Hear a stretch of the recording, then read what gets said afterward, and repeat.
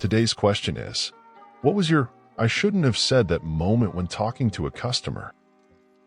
In high school, I worked as a dry cleaner. Woman comes in, her dad died. Wants me to iron the suit he would be buried in. I ask her what kind of starch she would like. She asks what I recommend. I, in all of my infinite wisdom, said, well, I'm assuming he won't be moving around much, so a light starch is fine, and then immediately apologized and mentally died inside. I was a bartender. A guy came in and ordered a French press coffee. While I was making it, we were talking, and he said, oh yeah, I like my coffee how I like my women. Can you guess? For whatever reason, my immediate reply was full of cream. My manager was behind me and burst into laughter. I immediately regretted it. The look of horror on the guy's face. I was so embarrassed. Apparently, he was going to stay hot and strong. Edit. It was a bar and restaurant, so we had French presses with our brunch menu. Chock full o' nuts coffee, winky face. Also, I'm a lady. Shout out to my husband because he's so proud this is my top voted comment. This is his favorite story. And we are cracking up over the variations of this joke. I was very pregnant, about 6.5 months pregnant with twins, working at a call center, and I got a cold transfer from customer relations from a super rude customer. I greet him nicely, and he interrupts me and asks, can you see all my information and what I need, or do I need to repeat it all over again? Starts yelling and rants for about 3 minutes, and being the sensitive ball I told him, sir, this is the first time I've talked to you. You just got transferred and need time to read the notes, but it's very unfair that you're treating me like this. I was being super polite and you're yelling at me for no reason. Now it was my rant for about 2 minutes. I will place you on hold and I'll read the notes, okay. When I put him on hold, I was convinced that if my superior was listening, I was going to be in trouble cause in CS. They want you to let people walk over you, and this customer was going to complain about me. But surprisingly, when I came back from hold, he sounded ashamed. He apologized to me and admitted he had been a dick to me for no reason and that he wanted to start all over, and the rest of the call was super smooth, but I was very scared while on hold. I worked at a gas station for a while. It was independently run and at a service station, so it was admittedly expensive. Most people, if they commented on it, would have a bit of a rant, but never at us, as they understood we don't fix the prices. Anyway, it's 11 p.m., near the end of my shift. A woman has come in, and she is going off about the prices. She won't let it drop. She's dragging out her transaction, and she's being very rude to me. If you're going to rob people, you should at least be wearing a mask in here, she says.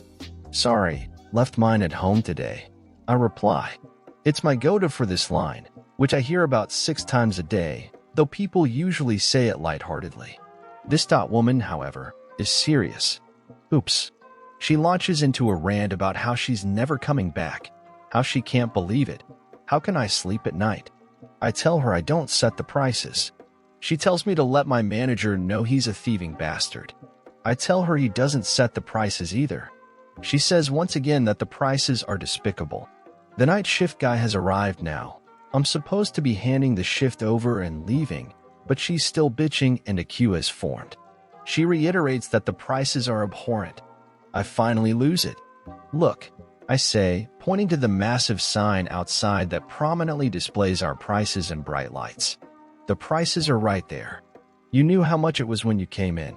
You also can use those terrific observational skills to know we're only 3 miles away from a city with 24-hour supermarkets with gas stations.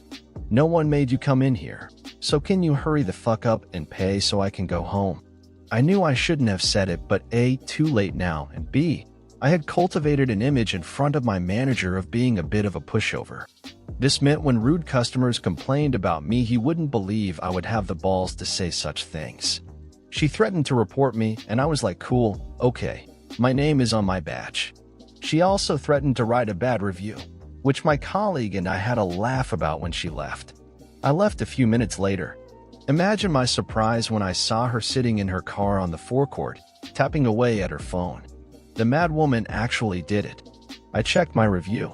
Apparently I am a shockingly rude young man who would benefit from a good talking to. Harsh words. I used to work for TSA.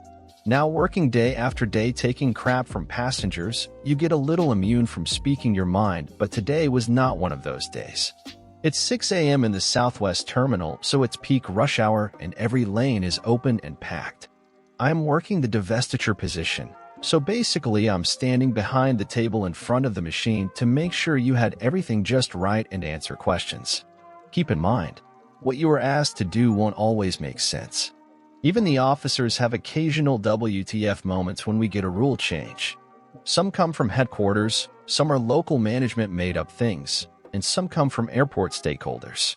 The company providing the security bins sold advertising to pay for the cost of new replacement bins every 6 weeks or so. As such, they did not want people putting their shoes in the bins and getting them muddy or wet. So being a good officer, I had to tell people not to put shoes in the bin and take them out.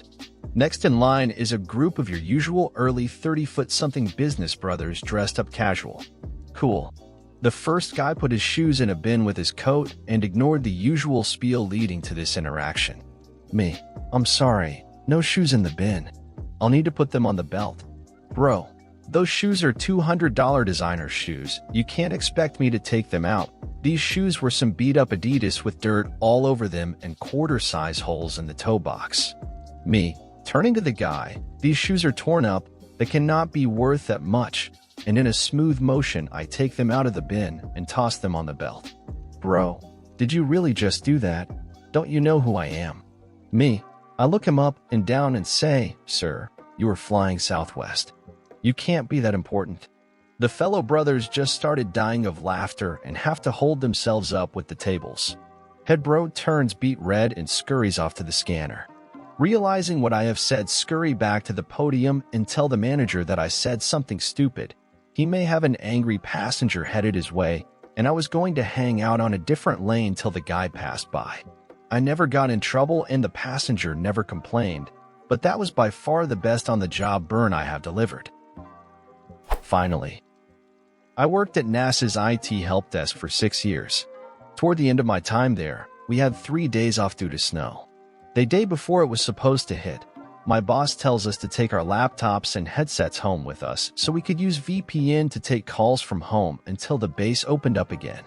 I wasn't happy about it, but taking calls in the comfort of my own home in PJ pants with no shower was much preferable to my normal daily routine. First day of the break comes along and I'm enjoying the hell out of it. 1 monitor on my work machine for logging calls, 2 monitors on my home machine for video games and movies. Needless to say, whatever the problem was that day, everyone had to reboot their machine. So it's about halfway through the day and I've just told this lady to reboot.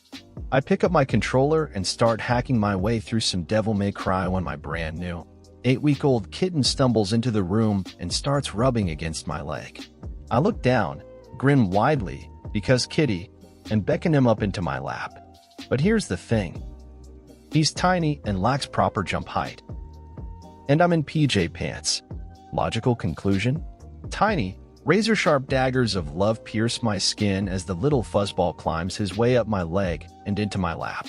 Being completely caught off guard by the whole situation, I immediately screamed, God fucking damn it, I will murder your fucking family. The cat, startled, scampered away. I had about 3 seconds to breathe deeply and examine my wounds before I hear, Excuse me, I forgot to mute the goddamn headset. In a panic, realizing I was about to lose my job, I decided to go with the truth and hope for the best. Luckily, the customer on the phone was an unashamed crazy cat lady, and we both had a good laugh. I got baited by a client when I was working reception at a law firm. We're supposed to screen calls for the attorneys and usually say they're in a meeting or they're with another client if the attorney doesn't have time to talk with that person right that moment. A client calls reception, wants to edit, complain about my boss, the big boss man that never takes client calls on the first go, usually. She's screaming that that guy, my boss, is currently on her front lawn stealing her lawn ornaments. I don't know what to do with this other than say, ma'am, I can assure you he's not. He's standing a few feet away from me right now.